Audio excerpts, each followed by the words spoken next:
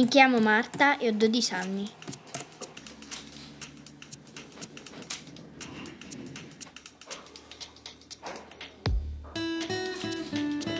I miei parenti mi hanno sempre chiamata terremoto perché non c'è proprio verso di tenermi ferma, soprattutto la zia Luciana, che abita a Torino ed è la mia preferita. Ehi bambina terremoto! Ciao, sono Luciana.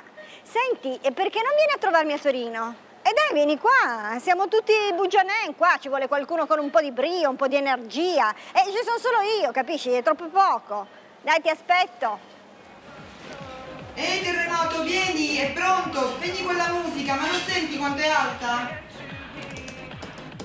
Poi una notte è cambiato tutto. Anche il mio soprannome. Ehi, Martì, beh, che devi fare? Sei uscita adesso da scuola? Ciao, bella me, dove vai?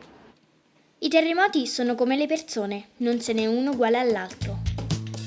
A 6 anni pensavo che zona sismica fosse il nome di una malattia, una specie di raffreddore che colpisce di più in certe parti d'Italia e meno in altre. Ho imparato quasi subito cosa significa terremoto, ma cosa sia veramente l'ho capito da poco.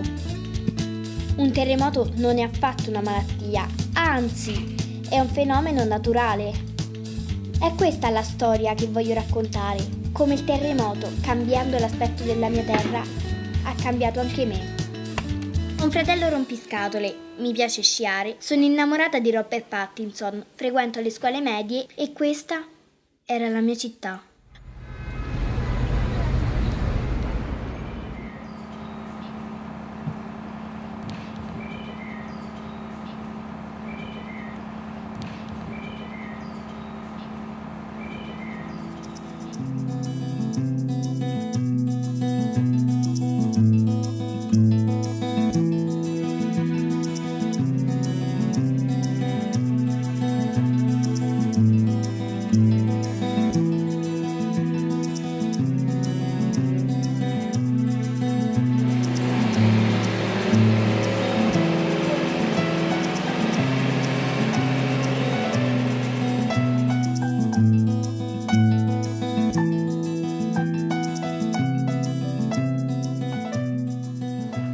Come dicevo, i terremoti sono tutti diversi. Alcuni sono solo un po' paurosi, altri cattivi, altri ancora cattivissimi. Io sono stata fortunata, la mia casa ha retto e nessuno della mia famiglia si è fatto male. Da un lato questo mi consola, dall'altro a volte mi sento un po' in colpa, soprattutto quando penso alle persone che sono morte o a quelle che hanno perso tutto.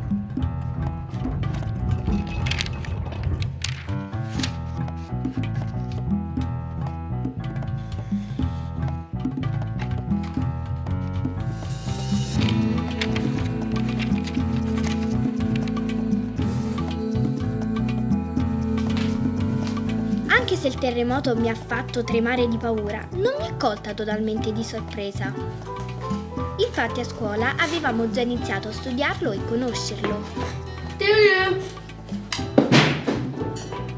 Se c'è una cosa che ho capito, anche se non fa piacere sentirselo dire, è che il terremoto prima o poi ritorna. Devi fare? Me lo dice sempre la nostra vicina di casa che viene dalla Grecia. Ricordati che il terremoto non è come la gioventù, che passa e non torna più. Può essere una ragazzina cilena, giapponese, haitiana. Chi sta in una zona sismica deve farci conti. Stai a sentire, in Thailandia, diversi anni fa, ci fu uno tsunami, un maremoto devastante. Morirono un sacco di persone, ma su una spiaggia, a Phuket, si salvarono tutti. Lo sai perché? C'era una bambina inglese di 9 anni, si chiama Tilly. Aveva studiato i terremoti a scuola, aveva capito che questo era uno tsunami. Ha dato l'allarme e tutti si sono messi in salvo. Nello stesso tempo, su un'altra spiaggia, davanti al mare che si ritirava, i turisti sai cosa facevano? Scattavano le fotografie. Conoscere le cose può fare la differenza tra la vita e la morte. Lo capisci? Vieni a prendere un fico al cioccolato. Sono in cucina, li ho fatti per te. Mamma, cos'è questo tsunami?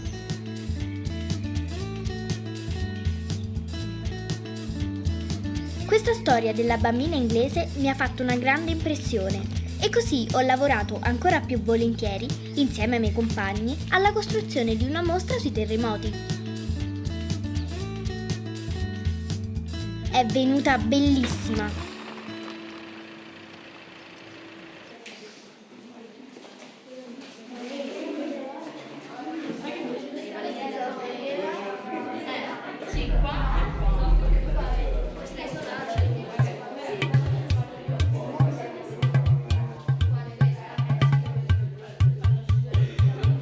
I prof ci hanno aiutato e sono stati anche più buoni nel dare i voti.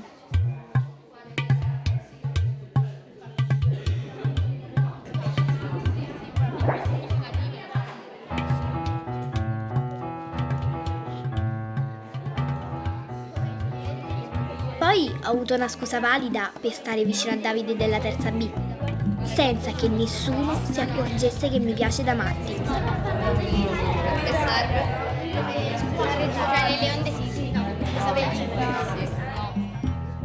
Non come Robert Pattinson, un po' meno. L'abbiamo progettata insieme a un sismologo. Come fai mentre prende sul buono? Nonostante il nome, non è una persona noiosa e non usa parole incomprensibili. I terremoti avvengono perché la Terra non è un sasso, non è un sasso rigido, non è una patata. La superficie non è un pezzo unico, non è una calotta, non è un guscio d'uovo, ma è suddivisa in pezzi che si chiamano placche. Ma se noi potessimo aprire e vedere dentro com'è fatta, ci accorgeremo che lo strato esterno è quello di crosta, quello duro dove noi siamo sopra, che è quello che si spacca, dove avvengono i terremoti, ma all'interno c'è una zona molto più calda, molto più fluida. Questo significa che è una zona che non accumula sforzo e quindi non ci sono terremoti. Però, essendo molto calda, induce dei movimenti che si chiamano moti convettivi. Sotto la spinta di questi movimenti al suo interno, le placche tendono a muoversi l'una rispetto all'altra e in questi movimenti quindi creano degli sforzi, degli attriti, delle pressioni, delle tensioni. Nel momento in cui la capacità di resistenza di queste placche è superata dallo sforzo, dalla tensione, avviene il terremoto. Tra quando ci sarà il prossimo terremoto? Nella prossima ora in Italia ci sarà un terremoto. Il problema però, quello che ci interessa maggiormente, sono i terremoti che fanno danni. I terremoti più forti non sappiamo dire esattamente quando ci saranno, però sappiamo dire sicuramente dove ci saranno i terremoti forti. Lì ci sono sempre stati terremoti, lì ce ne saranno ancora, probabilmente con la stessa forza. Ma ci sono delle apparecchiature che prevedono il movimento delle faglie? È come chiedere se è vero che esiste un termometro che prevede la febbre. Gli strumenti misurano, gli strumenti non prevedono. Ci sono apparecchiature che stabiliscono quanto tempo passa tra un terremoto e l'altro? Beh, certo, se parliamo di terremoti del passato, basta un orologio, basta un calendario. Se noi sappiamo che in un certo territorio, su una certa faglia, c'è stato nei 10.000 anni passati un terremoto ogni 500 anni, ci aspettiamo che per i prossimi 10.000 anni avvenga un terremoto ogni 500 anni, mediamente. Pensate un po', un terremoto della stessa energia può fare 10 vittime come 1000.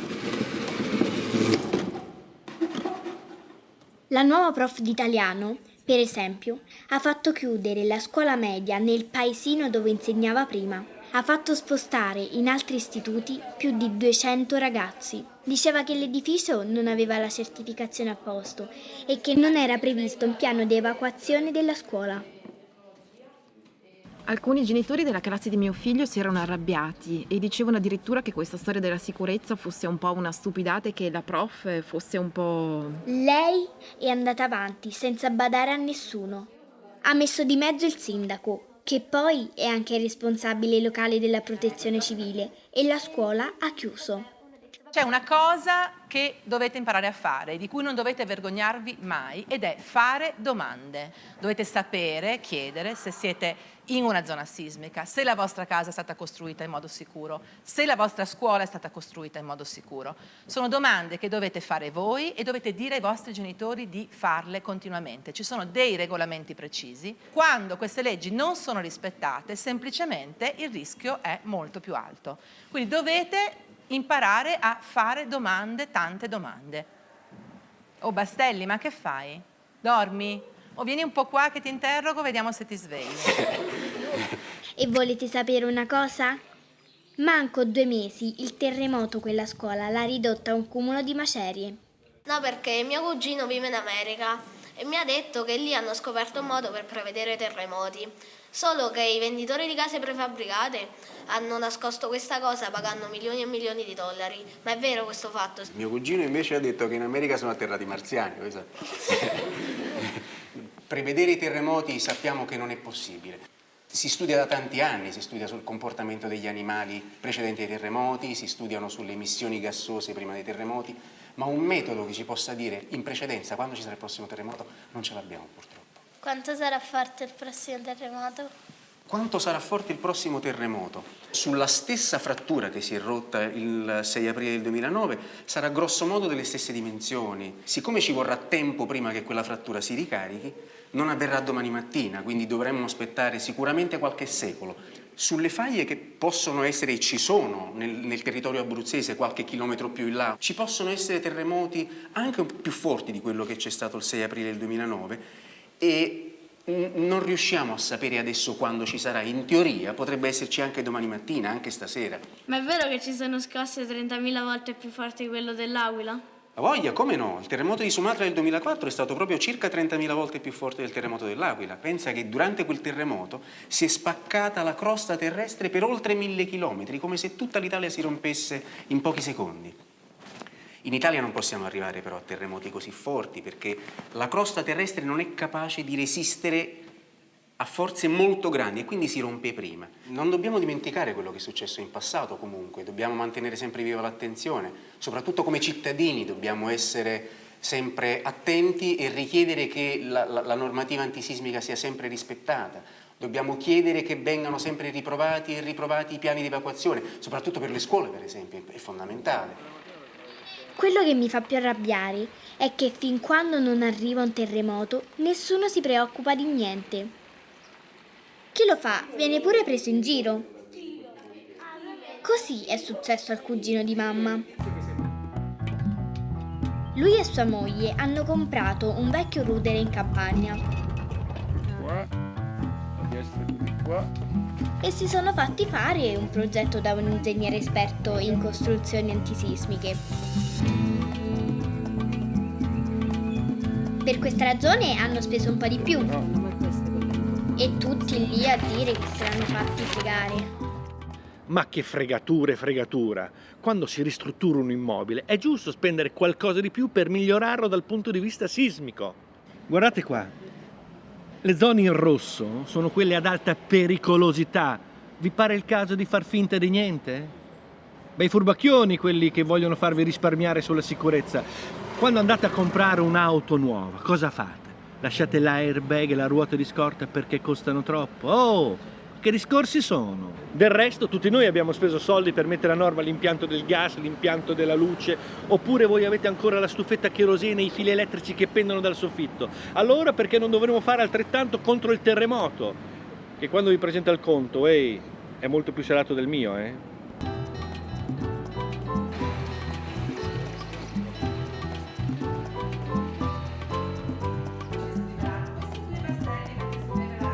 Su internet Asia, che è la mia migliore amica, ha scoperto che in Friuli Venezia Giulia c'è persino un museo del terremoto. La prof ha detto che magari l'anno prossimo ci andiamo in gita, ma sinceramente mi pare più giusto che ci vadano tutti quelli che non hanno mai sentito una scossa. Noi abbiamo già fatto il pieno, non vi pare?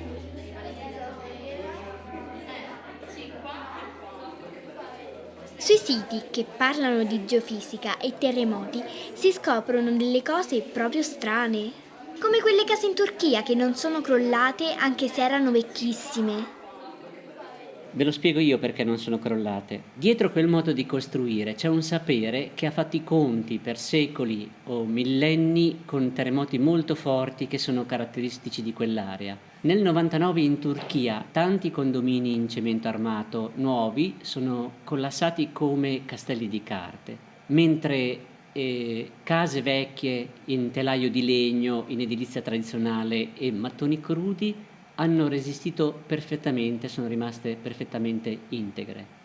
La cosa più importante è seguire alcune regole di buon senso, materiali di buona qualità, una buona posa in opera, regola d'arte, il che significa che non ci si improvvisa muratori tutti quanti, e poi curare con molta attenzione i collegamenti tra pareti e solai, e per le case in muratura significa utilizzare cordoli leggeri e catene. Non è indispensabile usare tecniche avveniristiche per costruire case sicure. Anche una casa in muratura può resistere bene a forti terremoti. Troppo spesso le case moderne vengono costruite da persone che non rispettano le regole, che vogliono guadagnare sempre più soldi. Ma io mi chiedo, se poi la gente muore sotto le loro case costruite male, come fanno a dormirci la notte? A proposito, chi dice case fatte male dice Vincenzi, della Calce Mattoni SRL. È un tipo che sta sempre al bar a parlare al cellulare per ore. Sì, vai pure avanti, poi con quell'altra ditta è tutta una cosa, ci pensiamo noi, te non ti devi preoccupare, va bene, vai avanti. Lo sanno tutti in quartiere, ha fatto una montagna di soldi e adesso che c'è una città da ricostruire, vedrai che festa, dice sempre papà. Sì, poi passo io dal cantiere, eh? Voi intanto continuate, andate avanti, mi raccomando. No, io non ci sto mica a fare la parte del cattivo, no, non ci sto, perché siete voi che mi fate vivere a me, che mi date l'ossigeno. A me. Siete voi, mi fate ingrassare, la faccia vostra magari, e voi neanche vi accorgete naturalmente, no? Se voi costruite con tutti i permessi legali, eccetera, io svanisco, ecco. Se voi finalmente vi rifiutate di votare per questa gente corrotta, quelli che magari sono imputati di mafia addirittura, no? Ecco, se voi vi rifiutate di costruire dove non si può, perché se non si può una ragione ci sarà, no? E allora io svanisco, capisci? Invece voi mi fate ingrassare a me, siete voi che lo decidete. Io vivo perché voi lo volete. Continuate così, io faccio i vostri interessi, vi faccio spendere poco, no? E poi insomma, dai, ci mettiamo d'accordo,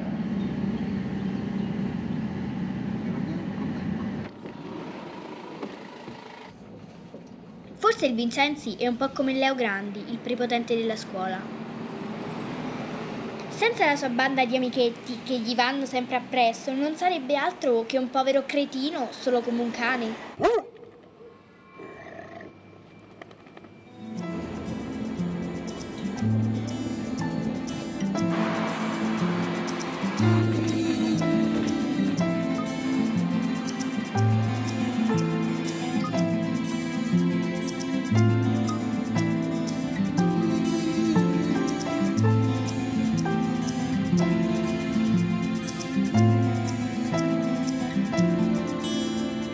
Il centro di L'Aquila non c'è più.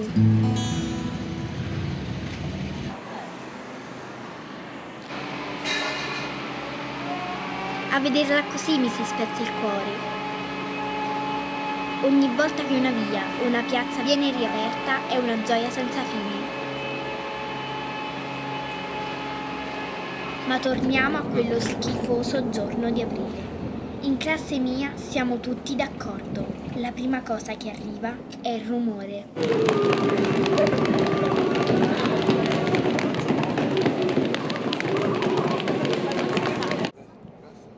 Dopo, quando tutto è finito, il terremoto ti resta dentro e un po' ti cambia. Si è visto bene in casa mia? Si muove, hai visto che si muove? No, non si muove. Sì che si muove, Luca. È fermo, non si muove. Perché sei sempre così rassegnato? Io? E tu allora, che sei con la valigia pronta sotto il letto? Per non parlare di mia nonna. Signora! Signora! Apra la porta che crolla tutto, venga fuori! Apra la porta, forza! Apra! La buttiamo giù, chiamo i colleghi! La casa mezza crollata e lei come se niente fosse. Come perché? Viene giù tutto quanto, viene giù la casa, è pericolante, non vedi i calcinacci? Venga giù, apra la porta! Come ho reagito io? Sono diventata grande, all'improvviso. Almeno così mi sono sentita mentre portavo delle coperte in strada, in mezzo a tutta quella polvere. Era la prima volta che rimanevo sveglia tutta la notte.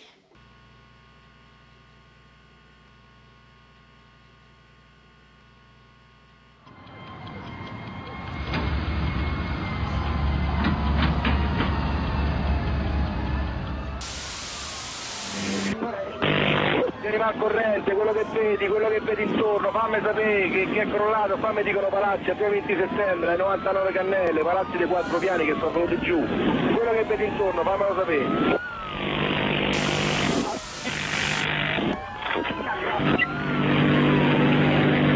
Avrei bisogno di un'ambulanza perché c'è una donna in stato interessante che si sente male. Datemi ausilio.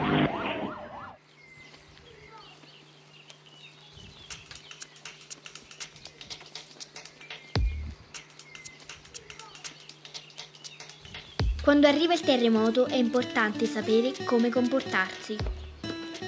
Mio nonno, quando era militare, l'hanno mandato nel Belice per i primi soccorsi. Mi ha raccontato che intanto si direbbe Belice, ma non lo sa nessuno. Poi che gli anziani si spaventano più di tutti.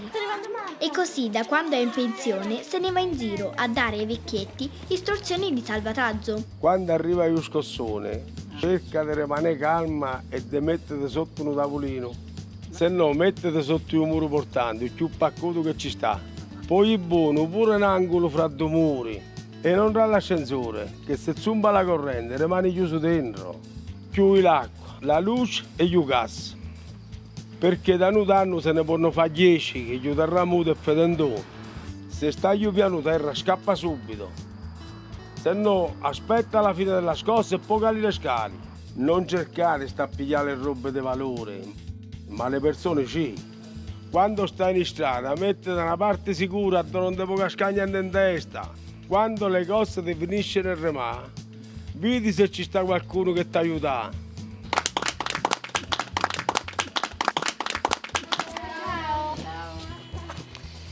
Nemmeno la paura è uguale per tutti. Il nonno dice che gli tremavano le gambe. Io le gambe non le sentivo più. Filippo sembrava non avere nessuna paura, come se niente fosse successo. Poi ci ha raccontato che per 3 mesi la notte non riusciva a chiudere occhio. La nostra bidella invece, prima del terremoto, non sapeva urlare. La voce proprio non le usciva. Poi, alla prima scossa... Ad Asia batteva il cuore da togliere il fiato. A Sara veniva da vomitare. Alice addirittura non riusciva più a tenere la pipì. Sono tutte cose di cui dopo ci si vergogna. Parlarne però ti fa sentire meglio. A scuola è venuta pure una psicologa. Ci parlavamo noi ragazzi, ma anche alcuni prof e qualche genitore. L'unica cosa positiva in tutta questa vicenda è che ho tanti amici nuovi. Quando condividi un macello così con qualcuno, come fai a non diventare amico? Da qualche parte ho letto un pensiero proprio figo e l'ho messo nella mia pagina di Facebook. Dice: contro ogni catastrofe esiste una medicina potentissima. Non evita la sofferenza, ma la fa passare prima. È la solidarietà, il darsi una mano gli uni con gli altri. È guardare tutti quanti, nello stesso momento, nella stessa direzione. Tra le nuvole e il mare passano i sogni di tutti.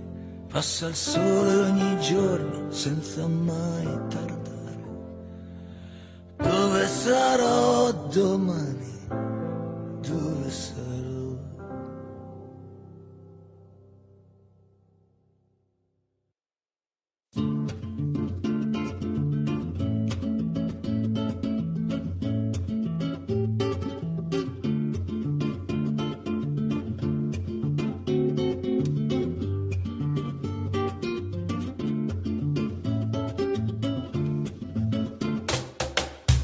Mi chiamo Riccardo, sono dell'Aquila, la mia scuola è la Dante Alighieri, la mia sezione è la prima C. Io mi chiamo Michela e sono della classe prima D. Io mi chiamo Simone e sono della classe prima C della scuola Dante Alighieri di L'Aquila.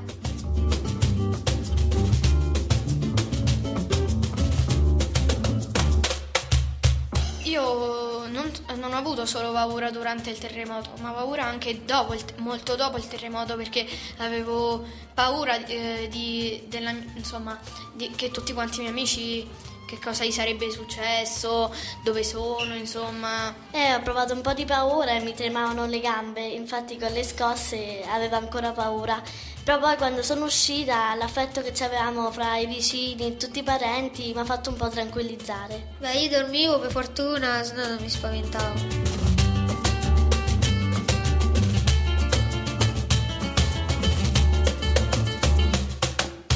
Noi siamo dovuti andare in una casa a Roseto. Io abitavo alla Torretta, vicino alla mia scuola della Torretta Vecchia. Però adesso sto a casa di mio nonno a Pettino perché casa mia B si sta ristrutturando. Dopo siamo andati a Roma dai miei nonni, ci siamo stati per 1 mese o 2.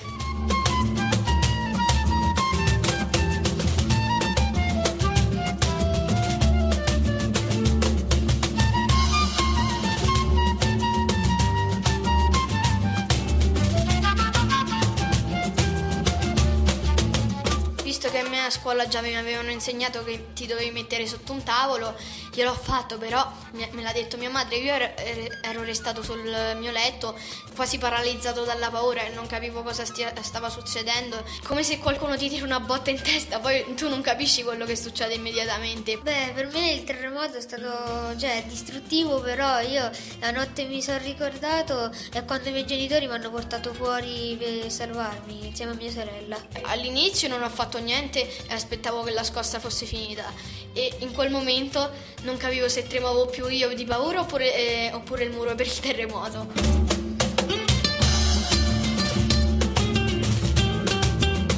Sembra un'eternità, ma è durato solo 23 secondi, non è che sia tanto. Tu appunto vorresti fermarle, stringere un bullone per fermarle, no? Ma non si può, perché è una cosa molto... è la natura, come dire, non si può fermare. Molte cose sono cambiate, il centro non c'è più, però ora ci stiamo abituando. La normalità è proprio tutta cambiata e infatti è come se si è bloccata la vita in un secondo, però poi l'anno prossimo quando si tornerà alle case cambierà tutto.